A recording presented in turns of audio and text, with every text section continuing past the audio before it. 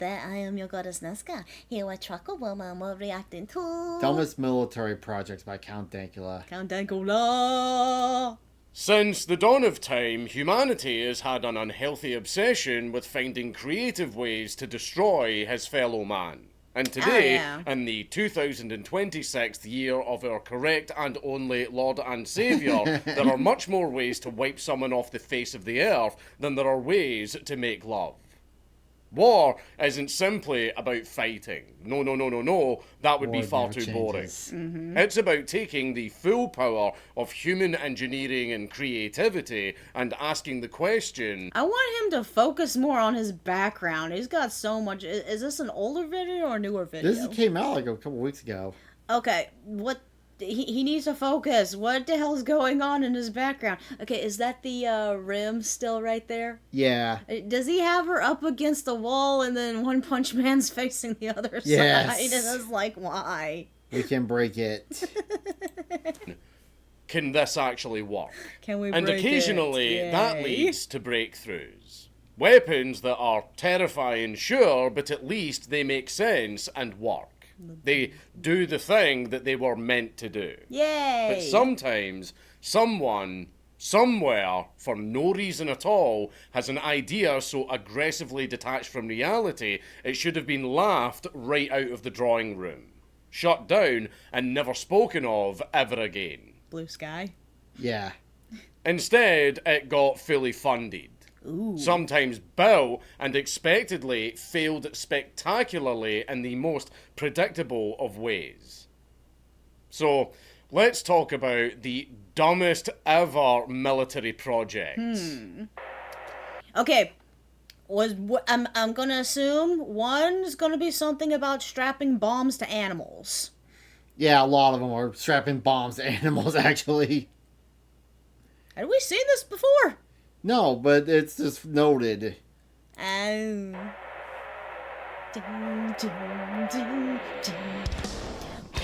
boom, boom, boom, boom, boom.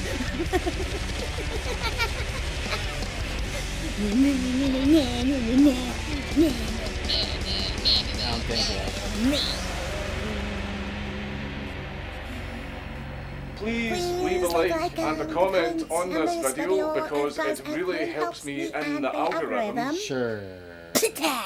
A Harvard clinical trial showed that 1,000 milligrams of NMN daily keep clear from freakishly that I'm on it. Shocking. So when you Hey, Splatoon Dragon. TikTok guru knows about, well, do you think they want us? They don't. And your any juniors or Black Forest certified is trying to consume can't. That's a long ad. And Black Forest just launched the buy one, get 48 See? hours on. This video got shorter. So let's start with an Hey, explosive Splatoon one. Dragon. I liked your AI art you made of me. Anti-tank dogs. Anti-tank Welcome dogs. to what... What are they doing to the... They're song fans. This is that movie of fucking, the God, what was that movie called? The something test dogs? I forget what it was. I can't remember what it's called. It's a German movie. I know what you're talking about. The cartoon. My brain is not braining. World War II. Desperation was high, resources not so much, and manpower even less. And someone in the Soviet Union saw man's best friend in their infinite Soviet wisdom, Wait, that's the Nazi decided salute? that the That's best stupid. way to deal with the German You were spot on with the animal suicide bombing products. Go me! Yay! But the idea was to strap a bomb to the dog and have them go under German tanks and... Could they at least have used ugly dogs? tanks that were knocking at their door was to strap 10 kilograms of explosives onto a fucking dog. And then attach a little wooden lever sticking out the top of him, and then sending that dog sprinting straight at the enemy. Specifically, the enemy tanks. You know what? If you assholes are okay with blowing up a dog, I'm pretty sure the other side's okay with shooting it to stop it from blowing them up. Yeah, but dogs can be more maneuverable than a tank. You still shoot it down. The idea being that the dog would get under the tank, the lever on the dog's back would hit the underside of the tank, triggering the explosives, and boom. Tank gone, alongside gone. the poor bastard dog. The whole thing actually started back in the 30s at a Soviet military dog school. But it didn't really kick off until 1941 when Germany decided to pull what we... I feel bad for the bastard who has to send old doggy, especially if they got close to said doggy. I hope they didn't name the doggy. I hope they were informed what was going to happen to the doggy. I feel like afterwards they're like, who was a good boy? Who was a good boy? To what, chunks of meat? Dog meat. That's what they named them. We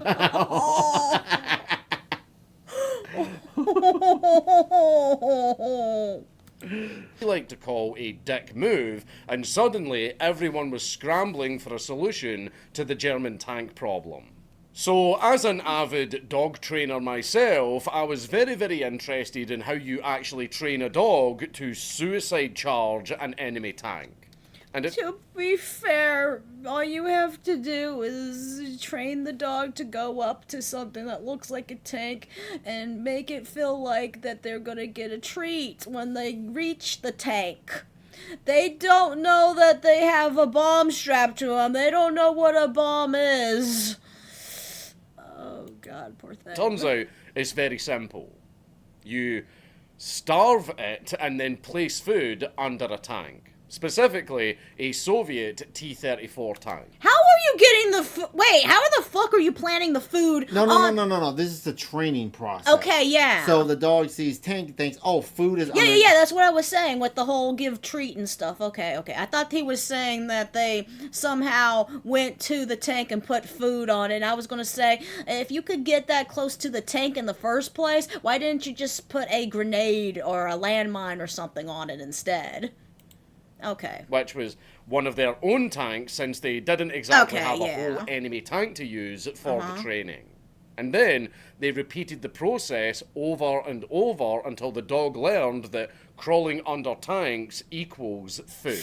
Yeah. They also threw in some gunfire and explosives to desensitize the dogs in the process. And congratulations, you've got yourself your very own four-legged guided missile with no understanding whatsoever of what's about to happen.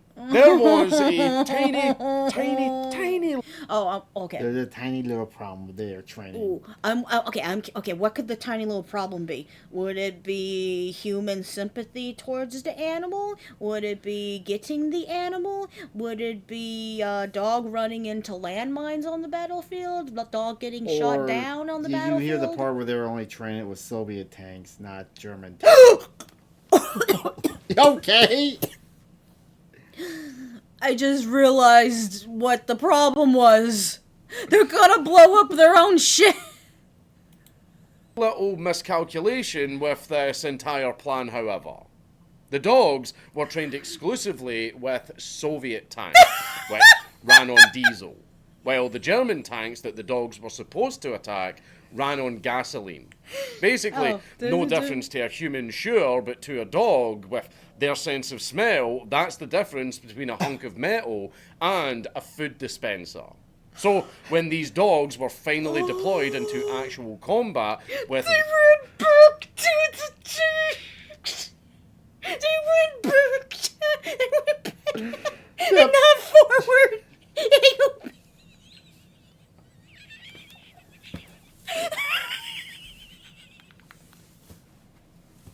I told you this was a good video.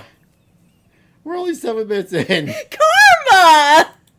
Real and much louder gunfire explosions and chaos, well, things went exactly as you think they did. The dogs all started to panic. And because dogs are loyal, they would run straight to the Soviet lines to the safety of all of the familiar scents. Out of the first batch of 30 dogs, 6 of them detonated inside the Soviet trenches, killing or injuring everybody in there. And 3 of the dogs were actually... I was like, okay, be a good boy. Go forth. Wait, no, why are you coming back at me? No! They captured by the Germans. The rest of them, well, they just fucked off. ran away. Yeah, just fuck off too. I just imagine someone's like, some kid found. Oh no! Okay, I found a new dog. No. It's just some random farm. I was like, look, Papa, here comes a nice friendly dog. Oh, I wonder what that stick is on his back. Touch, boom. Dog over revenge. Ran away as far as they I'm sorry, I pushed a button on my ear because I was trying to fix that. could. Some got shot before they could even get close. That's what I was saying, Others just simply yeah. failed to trigger, or they had to be dealt with by their handlers when they came back to Soviet lines, strapped with a bunch of explosives on their back. The others that did fully get away, well, they just wandered the battlefield or the fucking forest or whatever for perhaps the rest of the war. Creating one hell of a hazard for literally fucking everyone. Chaos! Oh, look, a dog! Oh, who's a good boy? To be completely fair, there were reports of some success. One story from the Battle of Kursk claims that 16 dogs managed to destroy 12 German tanks. All dogs And go to heaven. that sounds very impressive until you realise that it's... All dogs go to heaven and get 17 virgin dogs. God damn. Oh my god. And the fact is, Muslims hate dogs, so it's the problem. They go to dog heaven. There's no Muslims there. Who's good boom? Who's a good boom? It's the Soviet Union we're talking about. They absolutely love their propaganda and just making up numbers that make them sound amazing. And they later even claimed that over 300 German tanks were all destroyed using this method. Yay! Just like Vasily Zaitsev totally killed over 200 enemy soldiers, and most of them were officers. Yes, that totally happened. Yeah, we totally destroyed 300 tanks, not inflating that number at all. Not including all the mass casualties in the We left that part out. We carried the one. Also, for a lot of people that have been asking for Vasily Zaitsev for Mad Lads for a very long time and are wondering why I haven't done it, that's why. But in reality, the program was an absolute disaster. And by 1943, the project was quietly abandoned and the dogs were reassigned to roles that actually made sense. Yay! Like mine detection or message carrier. There you go. You know, things that didn't turn them into adorable sprinting liabilities. Now, let's move from... Except for possibly the mine detectors. Well, they can sniff the mines up but not send them off. If they fuck up, though. Yeah. From the Soviets and go and see if the United States had any better animal-related ideas. The bat bomb. Bat bombs. Oh, what? Bat bombs. This is famous. You didn't know about this?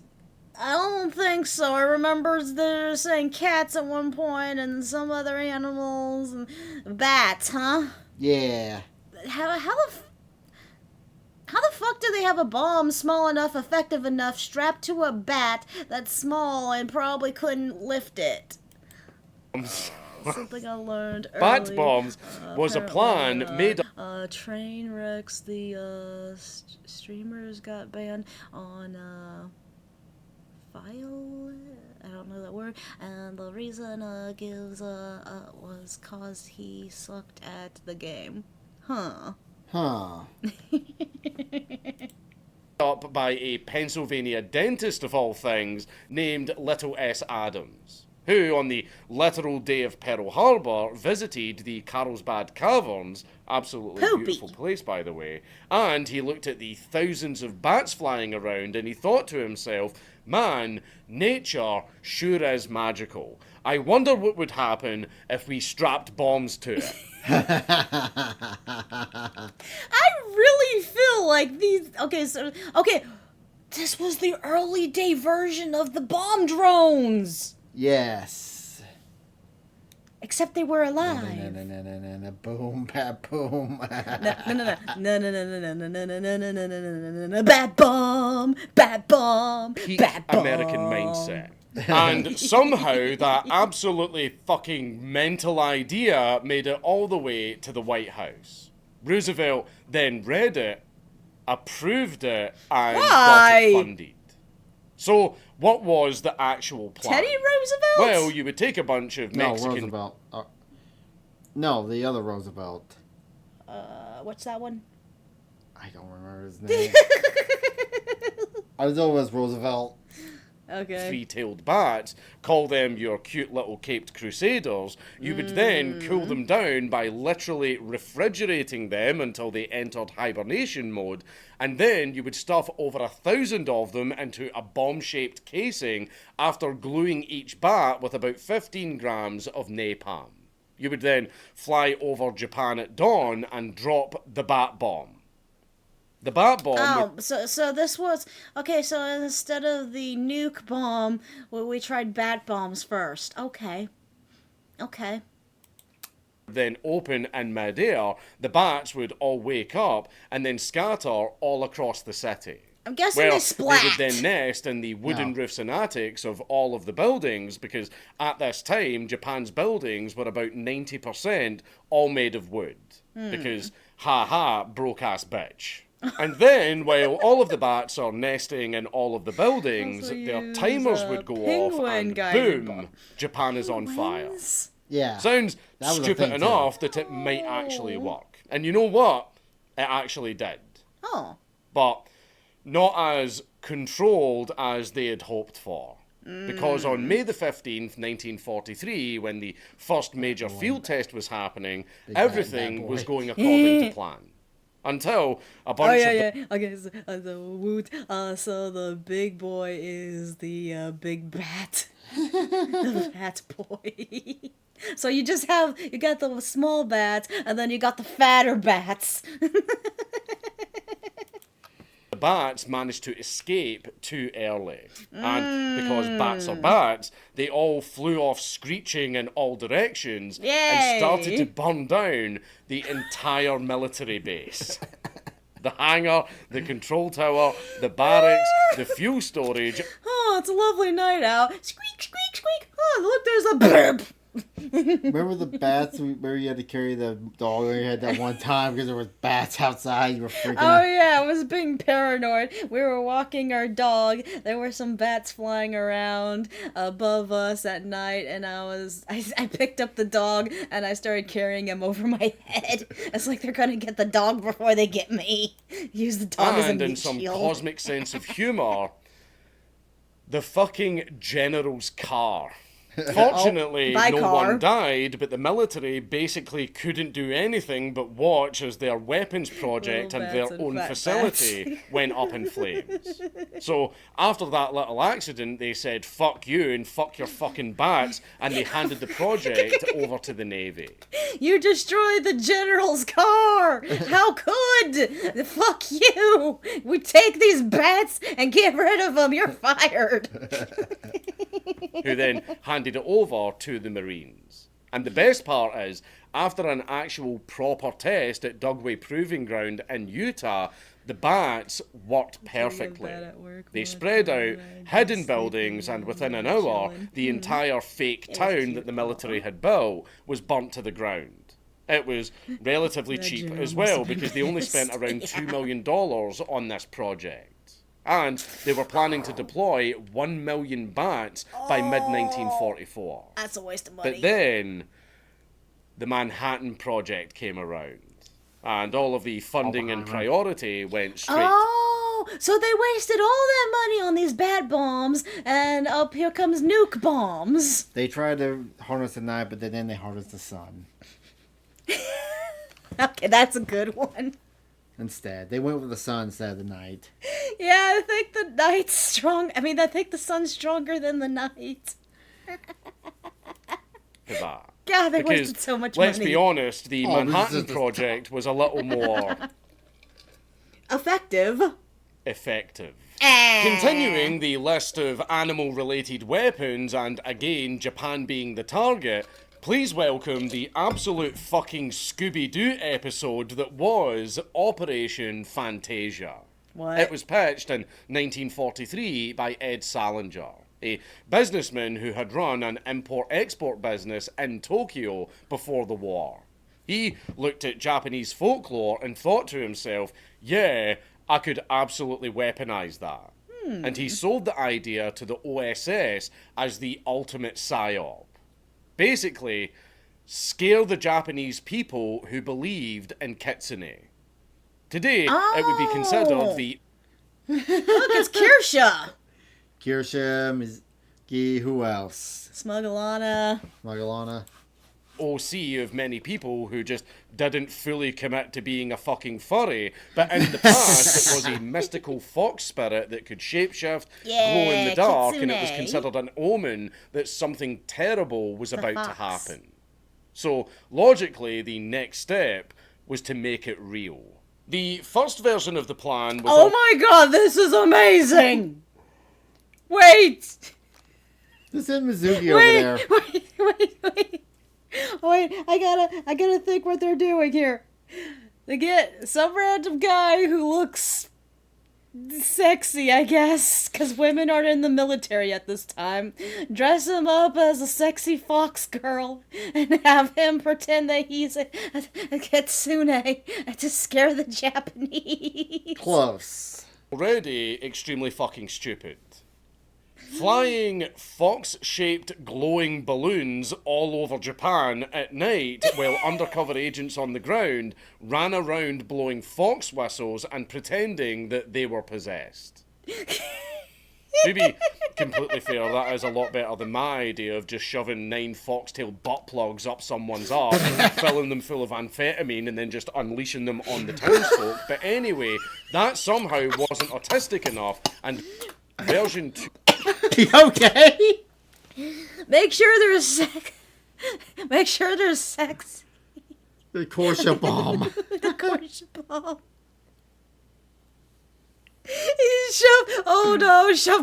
Shove butt plug bombs up the Korshas.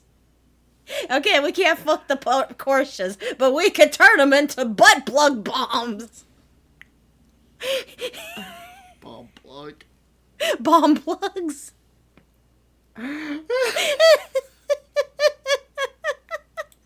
2.0 was to actually capture foxes from China and Australia and then cover them with glow-in-the-dark radium-based paint and then let them loose around Japanese villages at night. They tested this on American soil at Rock Creek Park, Washington, D.C., using about 30 glowing foxes. Let me guess. These glowing foxes all got fox cancer and died immediately. I think it was well. And it worked somewhat.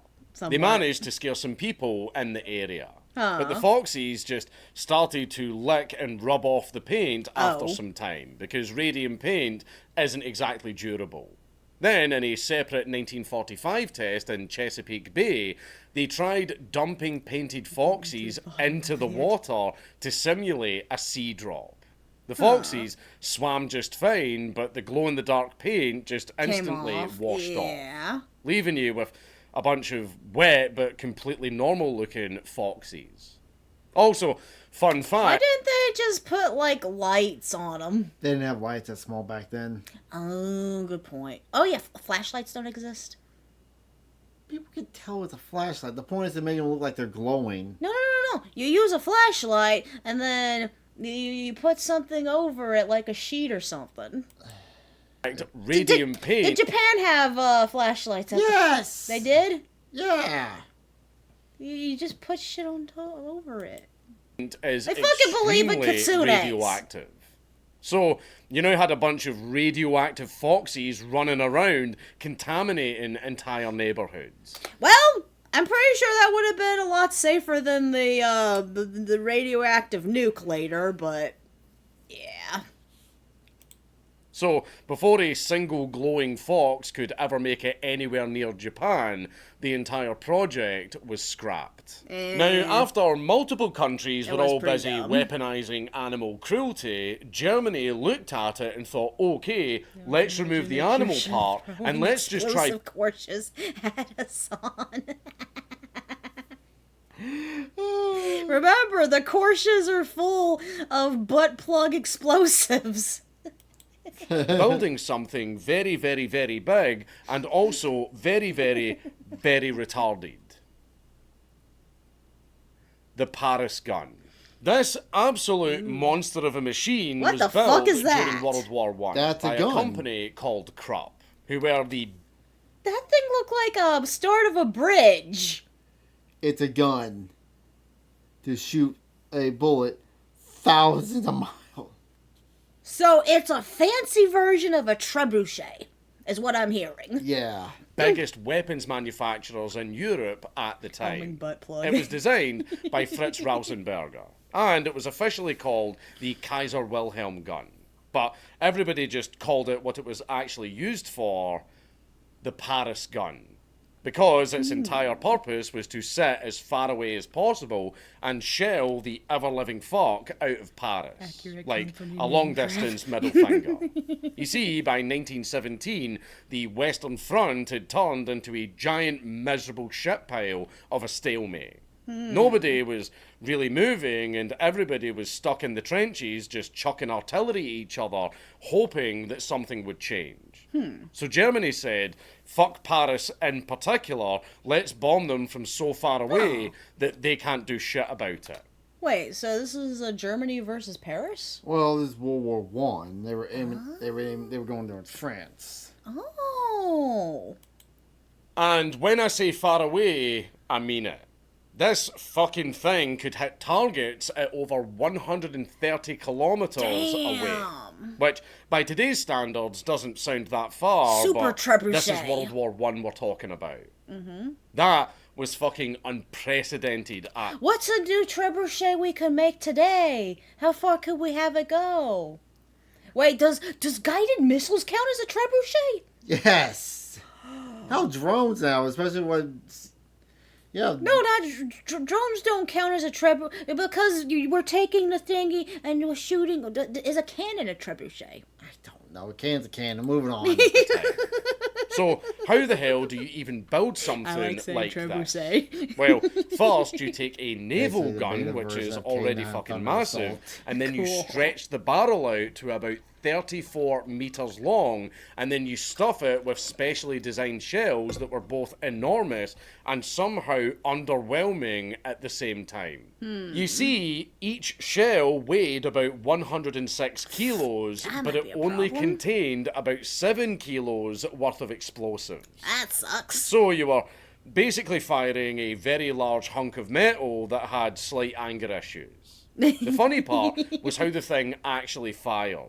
It launched shells at around 1,600 meters per second, and those shells would travel for about 3 minutes, just hanging there in the air and reaching about 40 kilometers in altitude. I'm gonna ask a dumb question because I suck at geography. How far is Germany from France? Not that far. Not that far. Especially during World War One, they were probably a lot closer to because Paris. of them. Yeah. I gotcha. Which is the stratosphere, by the way. Germany self-invented space travel just to fucking bomb Paris. Damn. I respect that, actually. Question. Well, when did we first go to the moon? We launched in space in 1957. And that was like way after World War One and Yeah. Two. Yeah, way after. Canine research is on the... 1,600. 600. But because the shells were up there in That's the a air good for so word. long, I like that. they actually had to take into account the rotation of the Earth when they were aiming. Not wind, not distance, the actual rotation of the fucking planet. Starting on March the 23rd, 1918, they fired it from a hidden position in a forest near Crepy-on-Leon. Cool. No sound, no planes, just some random arse 106 kilogram shell dropping from the sky from seemingly fucking nowhere. And people... I have another question. What? How do they manage to have this shooting modern for the time trebuchet? How do they have it, what's the word I'm looking for, aim? That's the great part. They didn't know how to. What the People fuck in are they gonna Paris hit? had absolutely no idea what the fuck this was or where it was coming from. Now, this is where everything all started to fall apart. Aim? Literally. Despite the size and distance that this thing could do, the results were underwhelming. Aim? During its entire use, Where are they the gonna Paris actually gun hit? fired around 320 to 360 shells total. About 20 a day at most. And the total casualty number was around 250 people killed, with about 620 people wounded. Tragic, of course, but for something that massive, that complex, and that fucking It's expensive, not good enough. you are absolutely not getting bang for your buck. Yeah. Which is ironic coming from a gun that's the size of a fucking building. And the aim on this thing... Okay, so it's got so the gun's big, but it has no performance. Yeah. Big gun. Tiny performance. was Yeah. absolutely fucking horrendous. like a I mean, bullet the with a target was Minecraft literally logic. a Built with fucking Minecraft city, logic, yeah. and this thing was still missing it by miles. Yeah. It wasn't hitting strategic locations. These shells were basically landing wherever the Random. fuck they felt like. Yeah. And the most Targeting would've been famous nice. hit was actually on Good Friday on March 29th, 1918, when a shell collapsed the roof of a church during a service, killing around 90 civilians. Well, on the bright side, I don't think Germany cared who they killed. Yeah, war crimes, war suggestions. Geneva suggestions. Unless, what would be hilarious if it turned out that was like a Germany church or something. No, it It was wasn't. It was France. yeah. Call me crazy, but I wouldn't exactly consider that a high priority military target. So that And was the Paris gun itself pointless and was waste. actually destroying itself every single time it was fired. Hey, shoddily After made. about 60 or so shots, the barrel would start to warp and bend to the point where it had to be replaced. And Wow, that was a waste of money. Yep. You're just killing fucking innocent bystanders that have nothing to do with your war, given I'm pretty sure they didn't really care who they killed at the time, but you are wasting time and money, so yeah, congratulations, you played yourself. Big Barrel, poor blast performance. And no aim. Thank God Canada didn't have this. every single time that happened, some poor bastards had to drag in another 34-meter long barrel to replace it. So, at the end of the day, they ended up with the No most wonder why they were so over-engineered gun broke. on the planet that constantly missed its target, did absolutely fuck all damage anyway, even if it did hit, and the barrel had to be replaced every 2 or 3 days during a war where steel is scarce and is kind of very fucking important. Eventually... And I'm pretty sure this was one of the reasons why the fucking German, actually probably the German dollar was we probably did the tariffs and stuff back in the day. Oh, it was a lot of shit. That stuff that happened that made the That's German more dollar like- worthless. Yeah. The Allies managed to push back the Germans in 1918, and in a final act of fuck you, the Germans destroyed the gun along with the blueprints, so that it wouldn't fall into enemy hands, and so Oh, the trust enemy... me, we don't want it. That was stupid. What happened to fucking JoJo Part 2? The German engineering is the best engineering. Paul Schmidt here. Couldn't build one themselves. Although, considering that the thing was extremely expensive and was practically fucking useless, I doubt anyone would want it. I have all the coins. However, they did it again. Just when you think that Germany would learn its lesson with overdoing and overcomplicating, they came back in World War II with new patch notes and said, surely it'll actually fucking work this time. Did you add a fucking targeting system? Or something? No? I think it's gonna be the same thing. If we just made it even bigger. Enter the Schwerer Gustav. Designed again by Krupp in the 1930s, with Hitler personally giving it the thumbs up in 1934. Because, of course he fucking did, that man was on so much fucking meth. But anyway, the goal was to build something... I'd probably give it a thumbs up too, it looked really cool, but what it do is the issue. If they had the concept of Gundams back in Nazi Germany, they would have made it. They are like a tank Gundam. They would have tried to make that. They had that concept. Even bigger to, again, target Giant France. robot. Yeah. But instead of Paris, this time they were specifically targeting... Wait, how come they didn't have that information? Wasn't Japan an ally? They didn't have it till later on. Damn it. No line. Man, Germany really hated France. Oh my god. I wonder why. But anyway, the solution to this was to build an 80 centimeter caliber railway gun. 80 fucking centimeters. Okay, so we built this giant gun trebuchet thingy, and it failed miserably the first go around. Second go around, how can we make it work? I know, make it bigger! That was the only problem, is it wasn't big enough. This entire monstrosity made the Paris gun look like a pea shooter. The barrel alone was 32 meters long, but fully assembled, that thing stretched to over 47 meters. It also stood about 12 meters tall, which is the size of a fucking 4-story building, and weighed around 1,350 metric tons. Fat bitch. And to even just move this monstrosity, you needed specially built curved tracks just to aim it. Just to fucking aim it. I mean, if you want to adjust your aim by a few degrees, congratulations. Damn it, because you called it a butt plug, my brain just randomly thought of a scenario of trying to fit a Porsche butt on that. You have to build whole arse railway tracks. And the shells came in 2 flavors. 4.8 ton high explosive shells that could travel up to 47 kilometers, or a 7.1 ton concrete piercing shell designed to punch through fortification. Those shells could burrow deep underground before exploding. One report saying it could even go as deep as up to 30 meters of earth, or up to 8 meters of reinforced concrete. But targeting was still not thought of, I'm guessing. Yeah.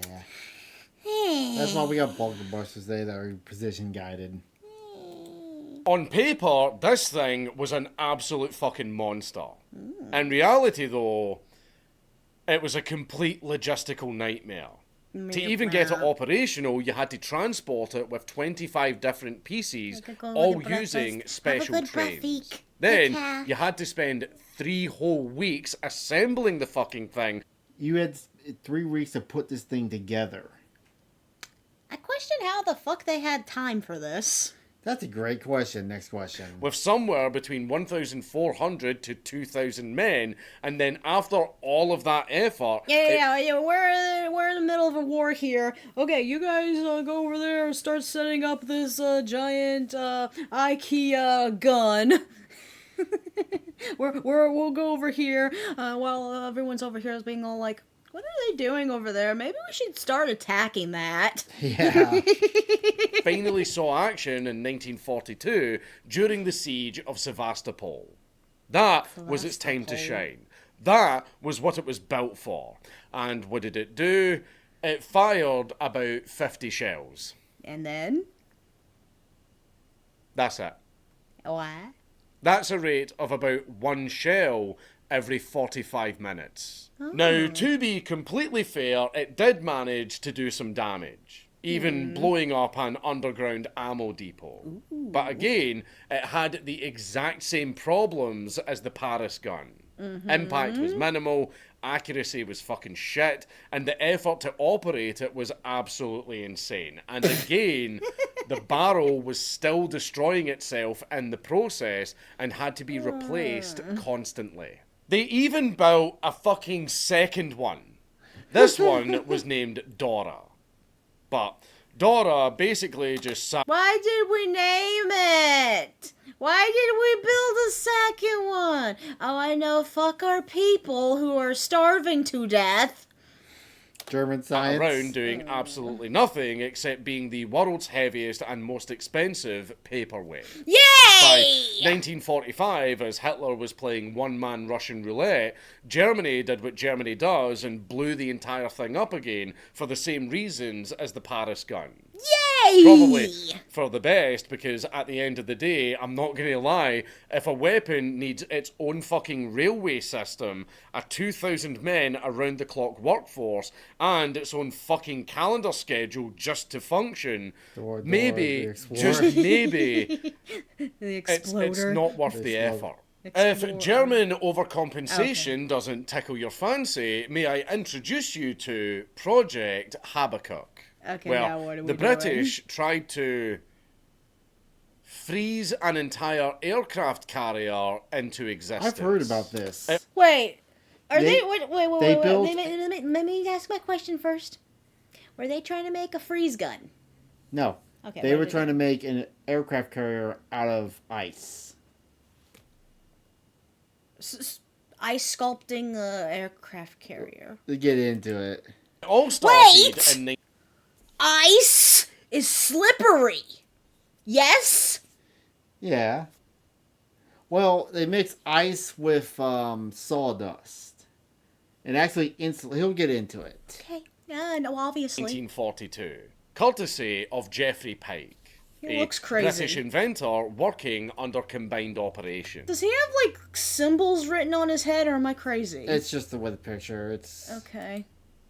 A special British Yes, military ice is unit slippery. during World War II, alongside Lord Louis Mountbatten, a high-ranking British military leader during the war. And given that surname, I doubt I have to explain who he is. Pike's pitch was, steel is scarce, U-boats are anally dominating us, and carriers keep getting sunk. So, let's try to build... A Mythbusters episode 115, Alaska Special 2. Adam and Jamie tested if a boat could be built from... Pikery. That's what they made it out of. Wait, what is pikery? He's going to get into it. An unsinkable aircraft carrier out of something that the enemy can't just torpedo to death. The plans got put in front of that fat little gimp. I really feel like you could still torpedo to death ice. Am I crazy for thinking this? Winston Churchill, and he approved them. So, what was the actual plan? Build an iceberg aircraft carrier. About 600 metres long, 90 metres wide, over 60 metres deep, and weighing over 2 million tonnes. And it would be made of pykrete, which is 85% ice and 15% wood pulp. It is stronger than concrete, resistant to bullets, melts incredibly slowly, and literally has a self-heal passive if you just slap some more pykrete on there and refreeze it. Wait, what? You never heard of pikery? No! What the fuck is this substance? How the fuck does this substance exist? How do you take ice and mix it with wood? Wait, Sawdust. this is the same thing. The sawdust acts like an insulator, and it also strengthens the ice. They actually, when they did the example, I remember seeing another video on this, They tried shooting it and the bullet bounced. He put it like in a room. They shot it. The bullet bounced back and almost hit someone. That's how strong it is. How? The sawdust in the wood kind of acts like a reinforcement to the ice. Lest they check both wood Pykrete and ice are is weak. actually a rather fun material that you can fuck around with because you can just make this shit in your house. There are actually a bunch of videos of people That's a messing good around fucking with question. it, and in its defense, it is actually extremely... How the fuck is it not weak to the sun? Well, they were going to run refrigeration through it, too. To keep it cold. Let's get into it. durable. There's even videos of people trying to blow the stuff up and they are barely making a dent in it. So, in theory, you've built an aircraft carrier that can't sink, can't really be penetrated, and can be repaired with fucking water and sawdust. The obvious question was, how in the actual fuck do you keep that thing frozen at all times? Yeah. Because despite the fact that Pycrete's very, very strong and it does melt very, very, very slowly, it still melts. does melt. Yeah. And that was going to be a bit of an issue.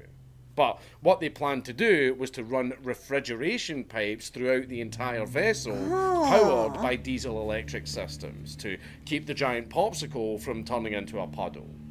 And its top speed, a jaw-dropping 7 knots. Not really that impressive, but hey, it could carry around 100 to 200 aircraft, complete with a runway, hangars, and repair bays. And before you assume that this entire idea just melted on arrival... Okay, I'm gonna have to try there at some point. I'm guessing what? They take just a bucket of water and then they throw some sawdust in there, mix it up real good, and stick it in the fridge. Yeah. So weird. It didn't, and they actually tested it.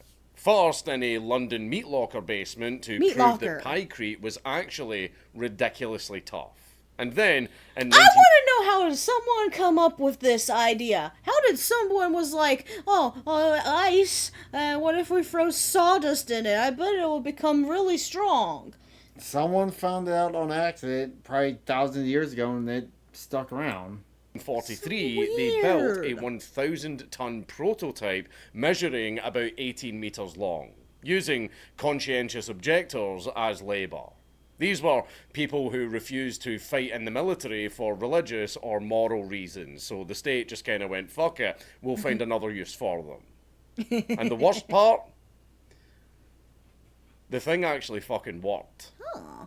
A single 1-horsepower motor actually kept the thing frozen all throughout the summer. Damn! It handled waves, heat, and abuse. This stupid fucking idea was actually kind of viable. Okay, so then this wasn't... Okay, where does the dumb come into this? I wonder. So, why didn't we end up with iceberg aircraft carriers roaming the Atlantic? Is it because it's slippery? Because time passed the idea. By late 1943, the situation in the Atlantic improved. Better long-range aircrafts, escort carriers, better anti-submarine technology, and the U-boats were already getting their shit kicked in without the need of a frozen megastructure.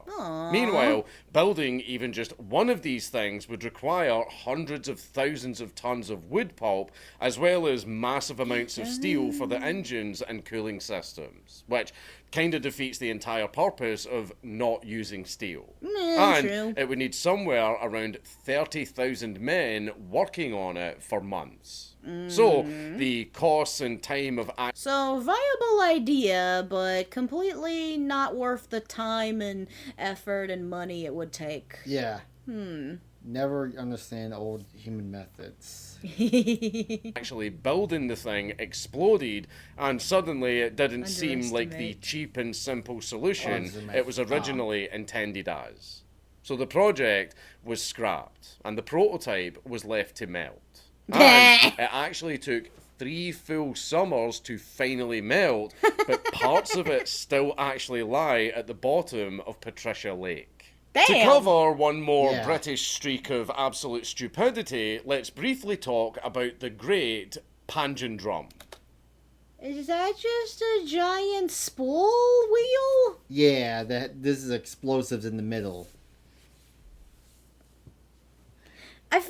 You know what this makes me think of? Remember BattleBots? Oh yeah. It was huge. Huge. Yeah, it looks like huge. They should put scary eyes on it. Little angry Fittingly eyes. named after an 18th century poem about something ridiculously big and pointless. Like Nicola Sturgeon. This absolute fucking fever dream came out of the British Admiralty's Directorate of Miscellaneous Weapons Development, also known as Weezers and Dodgers, in 1943. You see, Britain had a bit of trouble getting through all of the German 3-metre thick concrete sea walls. So, in comes Sub-Lieutenant Neville Shute, a British aeronautical engineer and novelist. And he says that the best solution to this little problem is not careful engineering, but a giant explosion on wheels. And they did exactly... I mean, what is it? God, what is it? Think, Simple Stupid, I think it was. Yeah. The, Space King quote I'm thinking of. Keep it simple. Keep it simple, stupid! Thank you! That. They literally just slapped 2 giant wheels on a 1-ton drum, absolutely packed with explosives, and then strapped about 60 to 70 rockets around the wheel rims and just called it a day. They hoped that this contraption would roll from the landing craft straight up to the beach defences at 100 kilometres an hour. I know what the flaw is. There's gonna be a hill, and it's gonna come rolling back. It just didn't work as well as it would then slam into the enemy walls and leave a nice big hole in them. Hill. And do you know what? Out of all of the stupid shit that I've written about in this video so far, this is the thing that I had the highest hopes for, because it was so autistically simple that it might actually just work. Hills. The bouncing bombs that the dam busters used actually worked, so...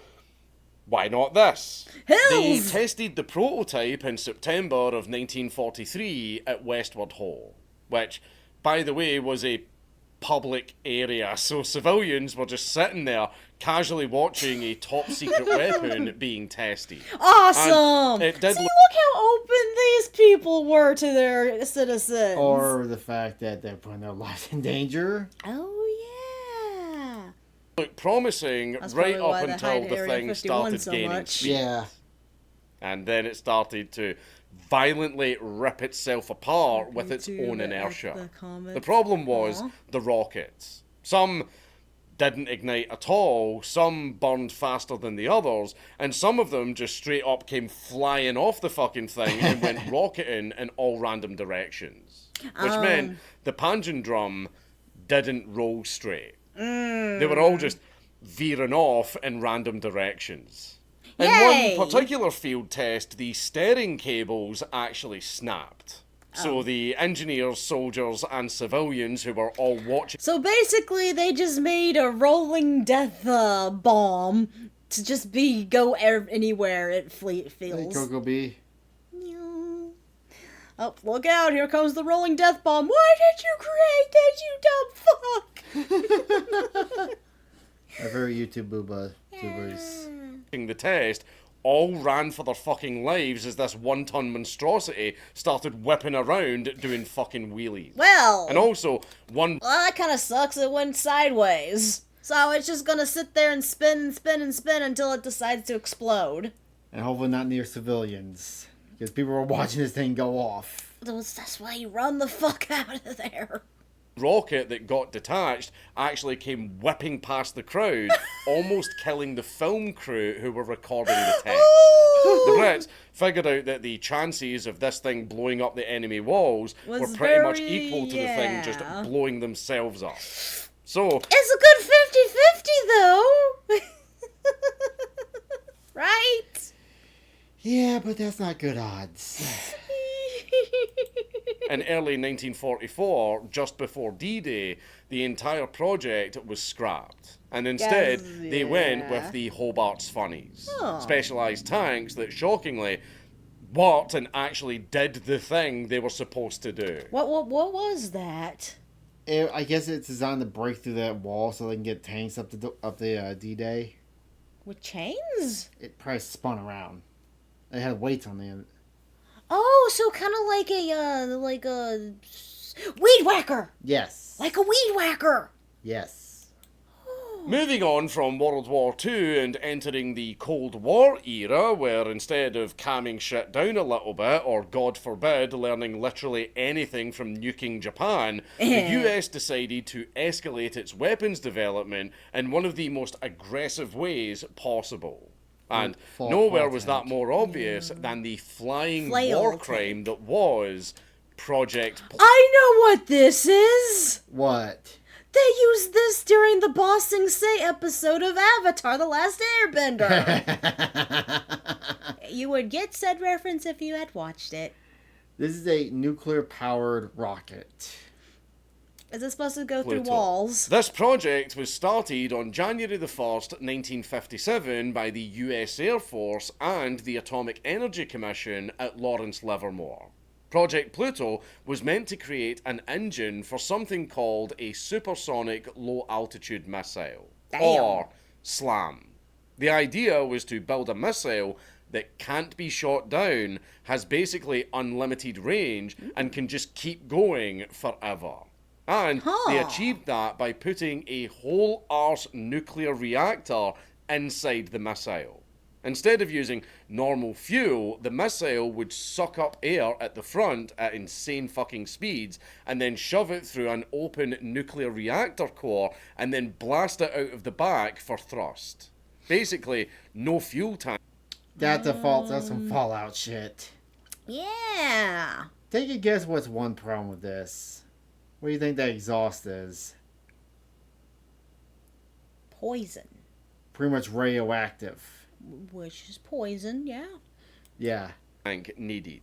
Just raw nuclear power. And it could reach speeds of up to Mach 3. And because it didn't need fuel, it could stay up in the air for weeks, if not months. Why do you need this? Oh, and it also carried multiple hydrogen bombs because, well, why the fuck not? Now, all of what I just said sounds pretty impressive, but what I purposefully didn't mention is the reason why it managed to achieve Mach 3. You see, to get to that speed, the entire thing had to be relatively light. And to achieve that, they discarded some parts during the building process. Mainly, and most importantly in hindsight, they discarded the nuclear shielding. Usually it takes tons of... No, we don't need this nuclear shield. It's too heavy. So basically they made a flying Chernobyl that sprays radioactive exhaust all over the place. Maybe that's the power of this thing. Maybe that's the real purpose of this, was to just radioactivity everything. You know, I had this thought. I feel like before 1950s, cancer wasn't really a thing. Dancing butts. Bum, bum, bum, but I just feel like I feel like all the radioactivity we have set off over since the 50s. That's the real reason why cancer exists. Yeah. You can't convince me otherwise. You ever heard anybody prior to 1940 dying from cancer? That's famous. I haven't heard of anything from 1940, so no. Any famous person, like famous king that died from cancer? You never have. And now people get cancer all the time. That's probably our fault then, huh? Yeah. That makes sense. Heavy shielding to protect everyone from the radiation and the payload. So the engineers basically said, we can make it safe or we can make it fly. Pick one.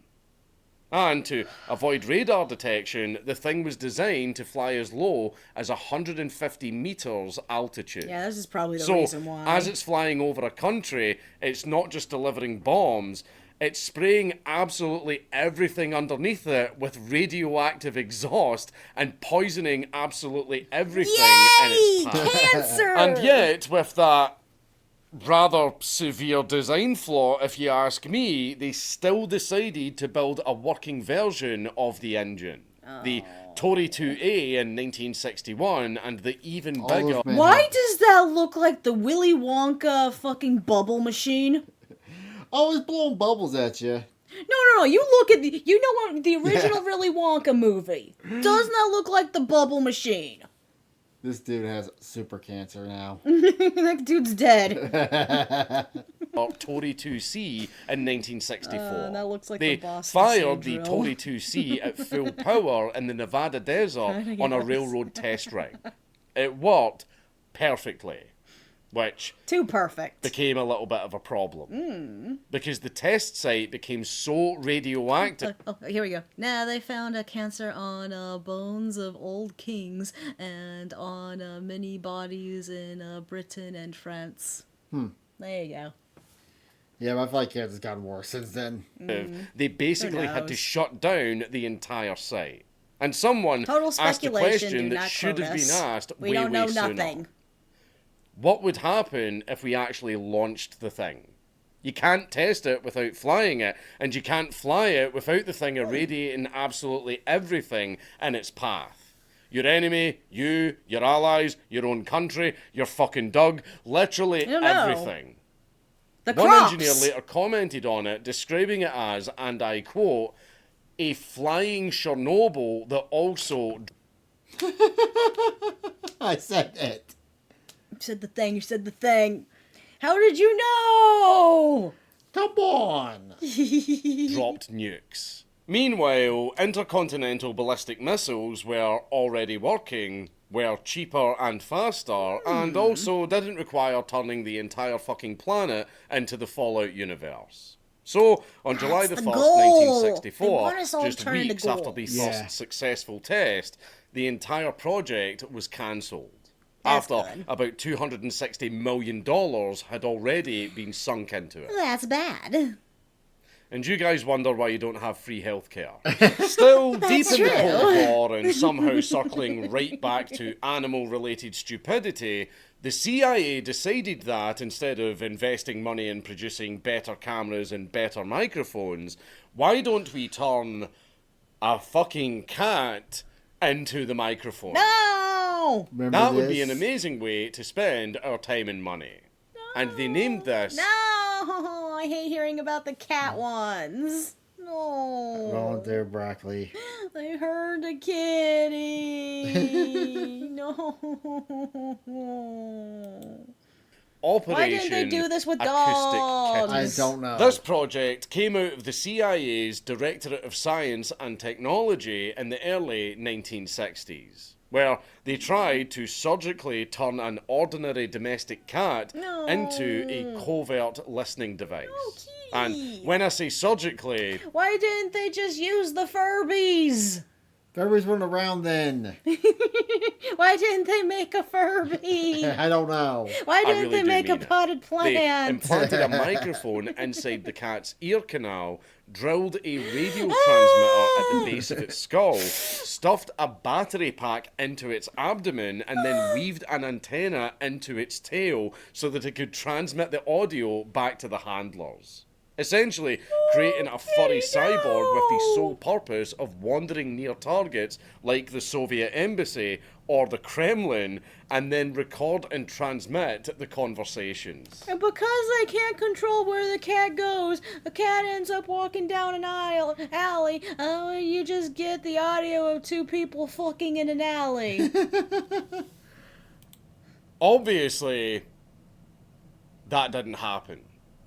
Good. Because it's a fucking cat and it couldn't follow orders long enough to complete a mission without getting Hold distracted up, by okay. literally anything Good. else. They tried to solve that problem with surgery again by wiring the cat's brain in a way that could override its natural instincts like hunger or It's okay, sheepy. We don't have to drill holes in you, though. We just stick a microphone in you. Up your ass.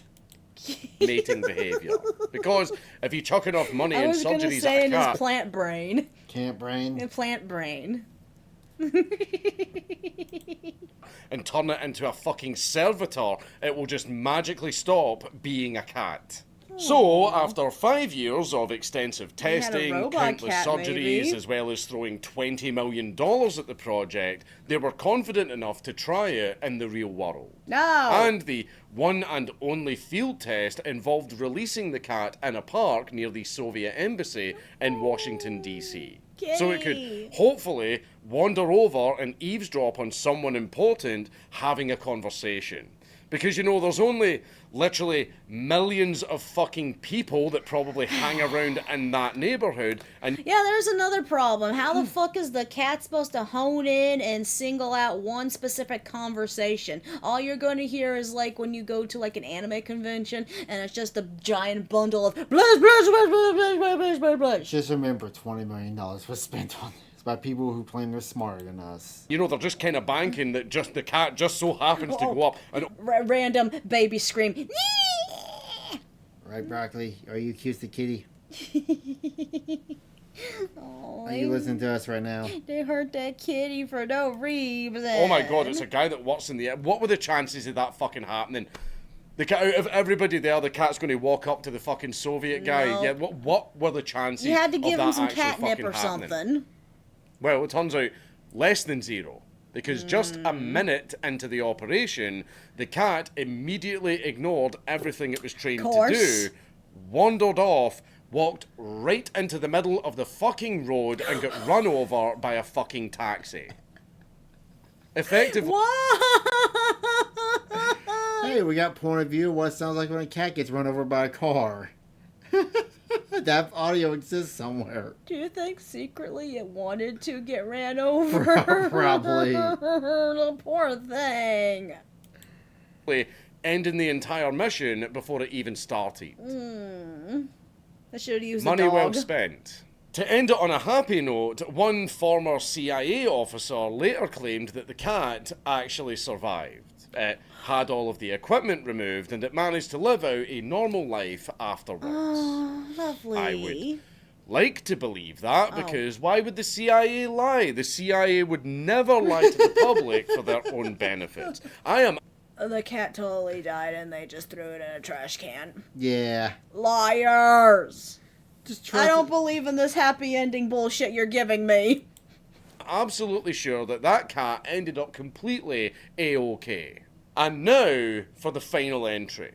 Without a doubt, the dumbest one and the most obvious as to why it was dumb. As we leave the Cold War behind and enter the beautiful 90s, the US... Oh, fuck, we're in the 90s. Oh, fuck, this is a 90s dum-dum. Ooh, poor kitty. What's likely and so much pain? Probably was suffering. You might as well 1960s. They didn't give a shit back then. goes full gas no brakes and tries to turn their enemies into homos. Oh, the gay beam. The gay bomb. They're turning the frogs gay. They're turning the soldiers gay. They were going to develop a gay bomb. In 1994, the US Air Force's Wright Laboratory in Dayton, Ohio, submitted a 3-page proposal as part of a larger $7.5 million research request into so-called non-lethal weapons. Yay! Later, in 2005, these were revealed to be titled Harassing, Annoying, and Bad Guy Identifying Chemicals. And among those ideas sitting there was the proposal to develop a chemical weapon that would act as an extremely powerful aphrodisiac. One that would cause the... This doesn't sound less like a gay bomb and sounds more of like a horny bomb to me. This just sounds like a horny bomb. Okay, let's all make love, not war. You set off the bomb. They're so fucking horny. They turn gay because they don't care who they fuck. And then the enemies and the good guys or whatever, they just drop their guns and they all just start making love in the middle of the battlefield.